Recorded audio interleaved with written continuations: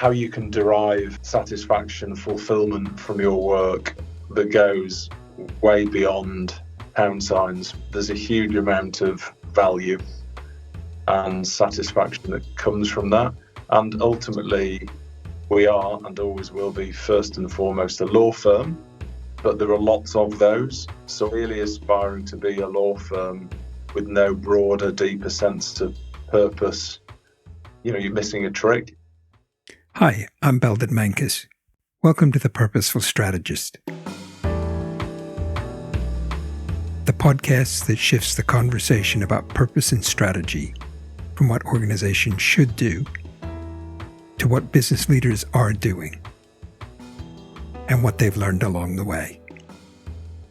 My guest today is Nik White, managing partner at Brabners, a leading independent law firm in the UK with national reach and offices in Liverpool, Manchester, Leeds, and Lancashire.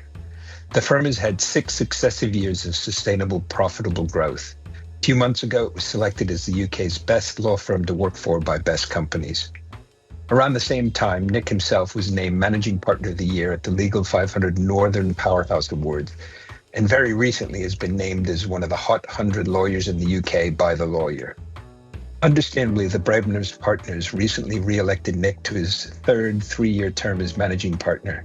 During his first 2 terms, the firm grew to more than 500 people and 86 partners. Nik, welcome to the Purposeful Strategist podcast. Maybe I can sort of get straight in just by asking a question about Brabners and purpose. It describes itself as a purpose-led firm. What is the firm's purpose? Our purpose is ultimately to bring about a positive and lasting change for our clients, our people, and the communities that we serve. We do describe ourselves both as purpose-led and independent. There's sort of 3 bits to that. The clients one, I think, for a law firm is pretty straightforward and often for the people. But maybe you could just expand a little bit on the community bit of it, because that's sometimes not always so straightforward, I think. Yeah, there's probably a few elements to that. So one point I'd make would be we want to try and be a good corporate citizen. The markets, the locations that we're based in, the markets that we serve, ultimately we are, a law firm that is seeking to run a business and make a profit. But we actually want to be embedded in and be an engaged member of the community. It's not just about what can we get from, it's about how can we give back. In practice, a lot of the value that we can give is sort of intel and connections that we have, connections that we can make. Separately and perhaps more broadly, there's a social impact angle, bringing about change for the communities we serve. And that's a really important part of the essence of the firm. It's a key pillar of our strategy. We want to lead the way on social impact, and ultimately that leads to supporting communities through bursary schemes, volunteering, pro bono schemes, and such like. Mm-hmm. And so how'd you get to that purpose? It's been around for a long time. Was it something that developed while you were the managing partner? What was the process? Who got involved? How long did it take? So it was a process that we went through about 6 years ago that started with a realization that we have always talked a lot about, and we pride ourselves on our culture, partly reflected in the best law firm to work for accolade you referred to. We're perhaps recognised generally as being a nice firm with a strong, collaborative, collegiate, people-centric culture. But what we realised was we knew that, and we were reasonably well known for that, but we never actually articulated it so everyone would sort of describe our culture in a different way. So we went through a process with some support, which ultimately started with sitting in a room with an external third party who listened to, a small group of us to basically talk a lot about just what we see and what we feel. So the focus principally initially was about trying to define our culture, which ultimately was about distilling our values. So we have 4 key values. So our values are our how, but we wanted to articulate also our why, which for us, our purpose, our mission and our vision. So it was really an exercise of trying to distill what was there already, as opposed to, in a sort of mechanical way, trying to come up with something new. or a case of describing what was there already, but we never actually clearly distilled it and articulated it. And was that process of distillation helpful in itself, or was it just a way to get to the end product?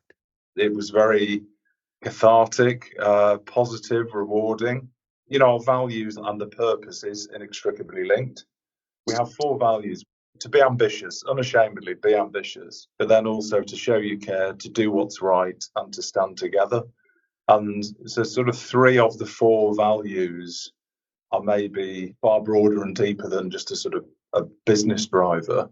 It does really link back to our sense of purpose. We're not denying or trying to get away from the fact that ultimately we're a commercial law firm that seeks to make a profit. So to try and actually understand our why bluntly, and what is the point, and that's not in any way to do down at all the work and impact and value that lawyers generate, but our view was we're sort of missing a trick and maybe selling ourselves short and not being aspirational enough to merely describe the sort of core legal business, which is why we wanted to really dig a bit deeper. We think it's right, and as you said at the start, clearly we are here to serve our clients and to care for and look after our people, but we did want to sort of dig that extra layer, send it to the communities that we serve as well. Yeah, I like the way those values are. I mean, when I say they're tight, often they get really wordy. Was that a lot of work to get to that, or did it sort of all kind of fall into place? Probably more the latter. I wouldn't say it was easy and it just fell into place. There was a lot of iterating. There was a lot of talking, listening, and sort of sense checking. But yeah, we were keen to keep it tight, to keep it concise. And we were lucky in the sense we went through that exercise late 2018, early 2019. There was naturally, internal engagement. They were very much in place and being embedded and sort of entering into the sort of mindset and common conversations that you'd hear within the firm before COVID appeared on us in the spring 2020. So we were lucky in the sense that they were put to the test early. That was fortunate to be able to articulate and distill and be true to our values. It was something that helped bind us together. The being true to comment is an important point because, of course, having values and a sense of purpose is all well and good, but if they're just words on a page and they don't reflect what people live, breathe, feel within the firm, then they're not really serving their purpose. But for us, they're embedded within the firm, and we relentlessly focus on 2 ways in which we measure our performance. One is business performance, then another is being true to ourselves, which for us is about living up to our 4 values. And for us, measuring our performance against being true to ourselves is just as important as business performance metrics. And we would see the 2 as being inextricably linked, and one feeds the other. I've certainly heard some people who describe it as, we've got these business drivers, and then tugging against it, pulling in a different direction is all the business performance, the values and the purpose and all. They're not pulling in the same direction, but it sounds like you've either by luck or by careful sort of guiding, you've got them lined up so they reinforce each other. Yeah. If I just give an example, clearly, law firms are very much people-led businesses. People are integral to the firm. So when it comes to decisions around recruitment, for example, or promotion, it's not just about business plans and financial metrics and what clients can you bring, what business can you generate. Mm-hmm. There might be a big tick in the business performance box, but if there's a cultural misalignment and there's a sense that, a potential individual or a team, could deliver business, but they're not necessarily going to accord with our values, we're firmly of the view that businesses can and should aspire to have it all. And if you just focus on one at the expense of the other, you are unnecessarily limiting yourself. Yeah. And if I understand it right, the values and the purpose sort of all came together at the same time, roughly. Yeah. Well, you've been around a long time, but I think you've said that the last few years have been among the best in the firm's more than 200 years. What's the strategy that drove that success? Well, the way we work is we have a rolling 3-year strategy. So our strategy naturally evolves over time. So we're in the first year of our current 3-year strategy. And our current strategy is focused on building client-centered, scalable growth. What we've done relatively well over the last 6 years, which you alluded to, is we've grown the business. That growth has been people-led. It's about recruiting well and building business through growing the firm. But with that is headcount cost. The challenge then really is about, okay, carry on growing, but growth alone isn't enough. Ultimately, you need to scale as well as grow. And when I say scale, I mean driving revenue growth at a rate that's quicker than the rate at which your cost grows. Yeah. Clearly, in what's been over recent years an inflationary environment, certainly for our profession, the oncoming wave that is AI, it's about trying to evolve the way in which we develop the business. So it's not just about growing and becoming a larger firm, it's about scaling as well. And there's no magic silver bullet to scaling. It can be partly about service offerings, the way in which we package our services, developing scalable service propositions. It can be embracing process, embracing technology. The aspiration being you can carry on growing the business without necessarily growing the fixed cost base at the same rate. In simple terms, then, our current 3-year strategy, we focus on client-centered, scalable growth. And we're looking to do that by, number one, building a brand-led firm, having the brand work harder. Secondly, to build a genuinely client-centered firm. So that's about developing stronger, deeper, broader relationships with our clients. So sweeping generalization, there's often naturally more of a focus on winning new work, winning new clients, so business development, sales effectively, as opposed to client development, so deepening those relationships we already have. And I would say, some might disagree, that law firms typically aren't necessarily particularly good at selling and broadening client relationships, often because those relationships are very personal to an individual partner. Thirdly, as I said, it's embracing AI and developing an AI-enabled law firm. Again, really feeds back to our values and our sense of purpose. We're wanting to continue to lead the way on social impact. So that's our current strategy. 4 words: client-centered, scalable growth. Yeah, no, that's really very clear. One of the things you've touched on is sort of the partnership dynamic. There's almost always a tension between the sort of individuality and independence that partners in particular often tend to prize, and yet also the need to get them as a group to work towards a common strategy, a common purpose. How do you manage that dynamic? How do you get the best out of that? I'd say it's actually a lot less complex than some would think. And I'd say there's 2 key elements to it. One is about recruiting well. That then does link back to culture and being true to yourself. So it's about ensuring that the mindset, character, personality of your people aligns with your values. So anything that feels too much like, ego, sharp elbows, we would naturally stay away from.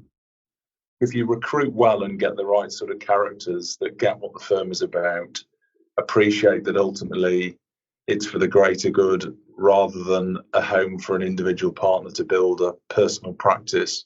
And then number 2, ultimately, it's about recognizing that you get what you reward. As an example, we don't in our firm, which is probably fairly unusual for our profession, we don't have individual billing targets. So the metrics that we measure colleagues by, partners in particular, has nothing to do with, putting it crudely, fee income. It's about rewarding in a much more broad, holistic way. So, for example, recognizing that work done by supervising others, that carries as much weight as work done yourself. What we try and encourage is effectively playing to respective seniorities and strengths. So, we would say once you're approaching or at partner level, It's ultimately more about focusing on winning and managing clients and managing the work and the relationship. It's not doing. So long as the metrics that you measure and the way in which you hold people accountable, and bluntly, the things that get factored into promotion and remuneration type discussions are encouraging those team-based, inclusive behaviours, then you'll get what you reward. I think that statement about you get what you reward is generally a pretty good place to start. Let's put it that way anyway. Yeah. It's not always true, but it's a pretty good sort of Yes. baseline. But it does seem to me that the metric of how much work did you bring in or how much work did you deliver yourself are pretty quantitative. I mean, you can argue sometimes about revenue sharing around, all that sort of stuff. But some of the things you talked about sound hard to measure and turn into a number by any fairly objective process. So how do you navigate through that? Yeah, that's a very fair point. It's not a black and white mechanical process. It's more of a thematic review. Mm-hmm. So, broadly focusing on, key themes like leadership, management, client development, business development, effectively giving the freedom for colleagues to articulate for themselves how they feel they deliver value for the firm, rather than giving a sort of prescriptive, formulaic process that they have to fit in with. Ultimately, it's about playing to strengths. We're all unique. We're all relatively stronger or less strong at different things. So, start with a very open mind about different ways in which different lawyers can contribute, and recognise the fact that ultimately you want on a team a whole mix of characters, personalities that can contribute in different ways. A question I'm sure must get debated internally, at least to some extent, is are you going to be able to keep the magic going as you get bigger? If you keep growing the way you are, you're going to get pretty big pretty soon. Is it still going to be possible? You're going to still be able to provide all that glue and picking the right people? And it's a very valid question, and it is something I've only ever been at this firm. I've been here my whole working life for 30 years, so I personally don't know anything else.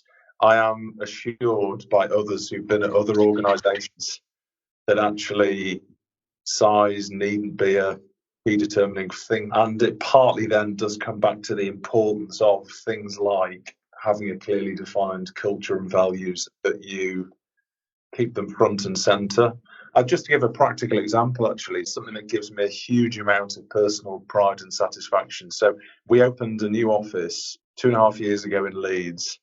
We've got about 50 colleagues now who are based in Leeds. When I sit in a team meeting in the Leeds office, I've had a couple of little moments where I've just sort of sat back and soaked up the atmosphere in the room, and it doesn't feel like and bear in mind, a lot of these people have come from different firms. It doesn't feel any different to sitting in another office where you'd be in a room with colleagues who've been here for many, many years. So it can be done, I guess. We don't feel like we've reached a point where size or growth is becoming an inhibitor. Maybe it's partly borne out on some of the accolades we've got recently.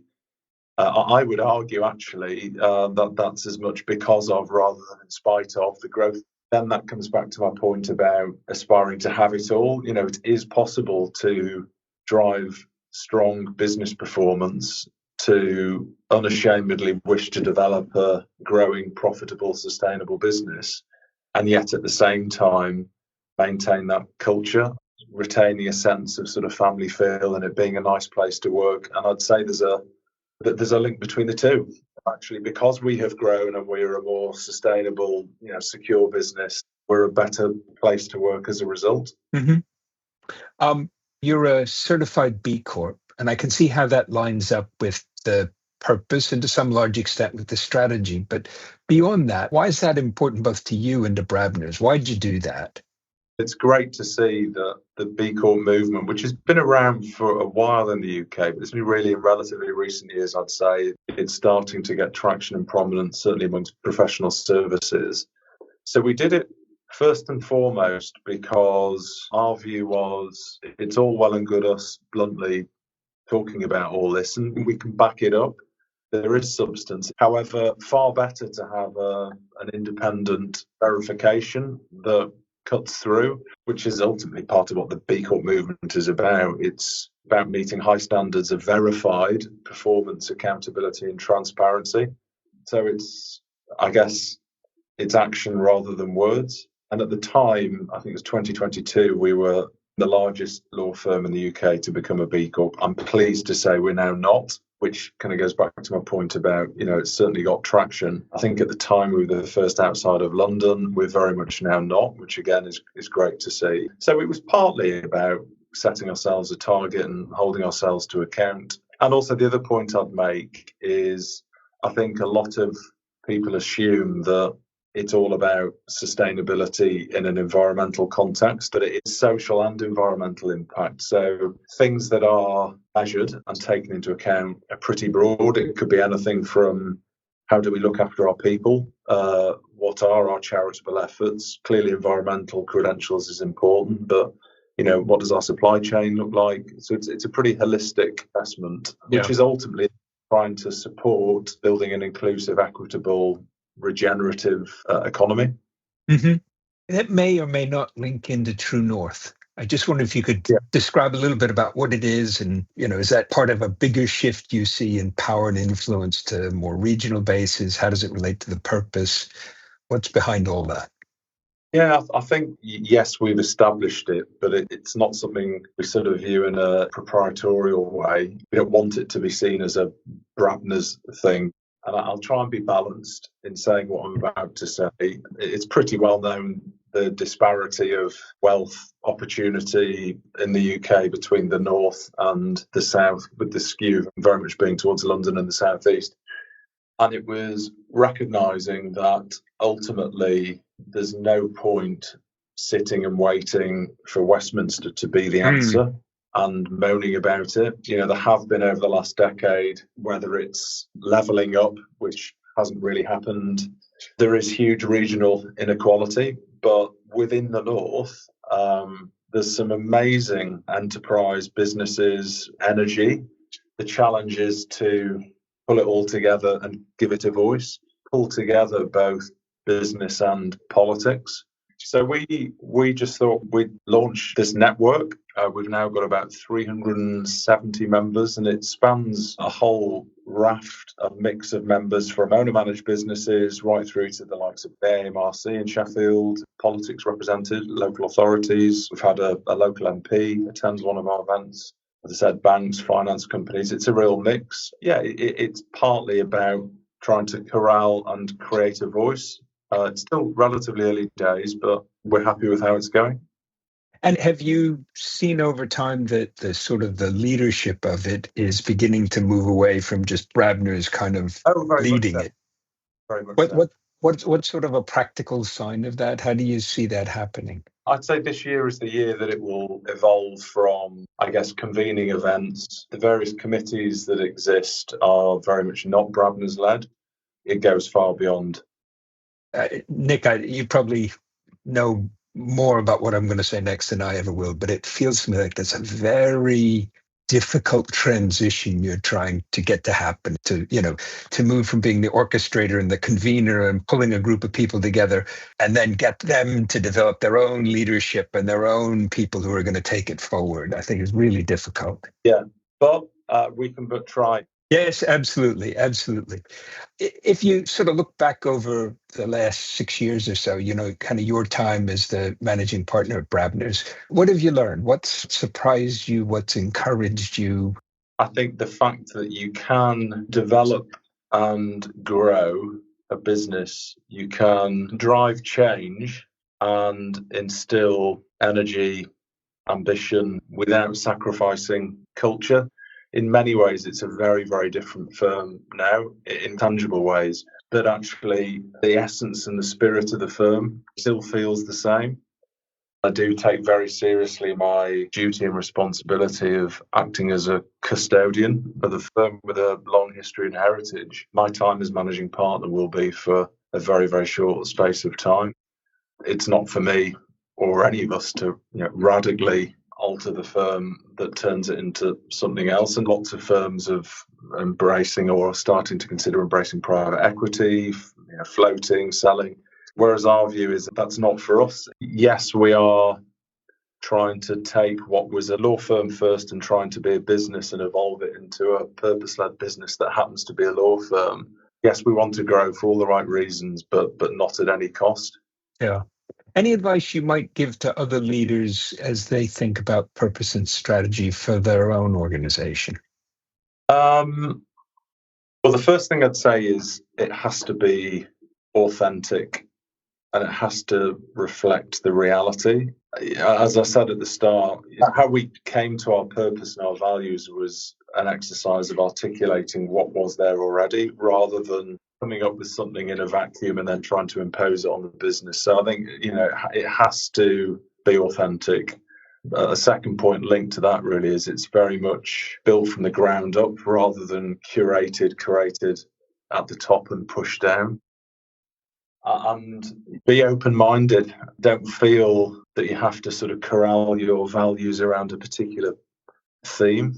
I don't sit here thinking, well, we've cracked it, we've done it, follow our lead. The firm's in a better place than it was, but fundamentally it's still the same firm. I'm not sat here smugly thinking, well, we've ticked the box and others can follow our lead at all. There's probably a lot that we've done that's very much not for others, and that's fine too. One theme I take out of this whole conversation, it's a phrase you've used a lot, which is, sort of being true to yourself. Yeah. And I think for many organizations, there's a bit of a struggle to almost look in the mirror and get a sense of who they really are, and then to be able to be true to that. Is there anything we haven't touched on that you'd like listeners to know? Just, I guess, personal comment. And I'd say this to any young aspiring lawyer. In many ways, our profession is as demanding and challenging as it's ever been, if not more. Bluntly, the day job doesn't get any easier.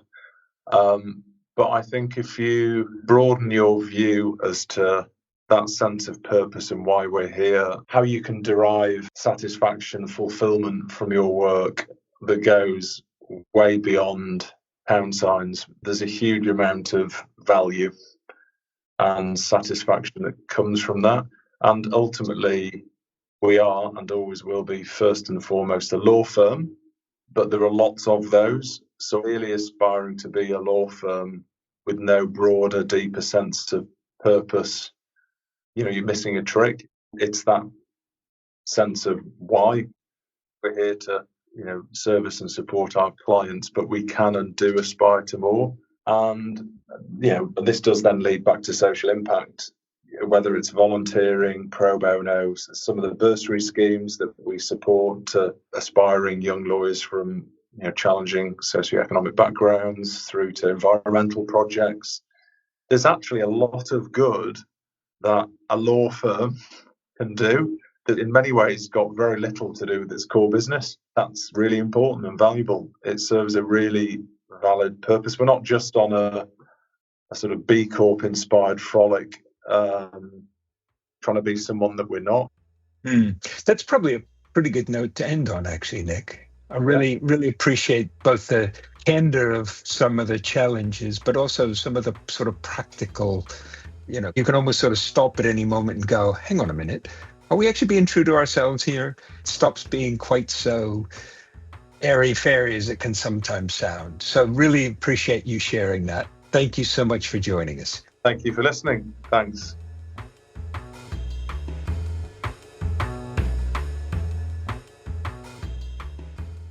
Thank you for joining us for this episode of The Purposeful Strategist. In addition to being available on our website, you can find us on Apple Podcasts, Spotify, and Google Podcasts. If you enjoyed this episode, please do follow us and leave us a 5-star review. It helps others find the podcast. Thanks again, and join us soon for the next episode of The Purposeful Strategist.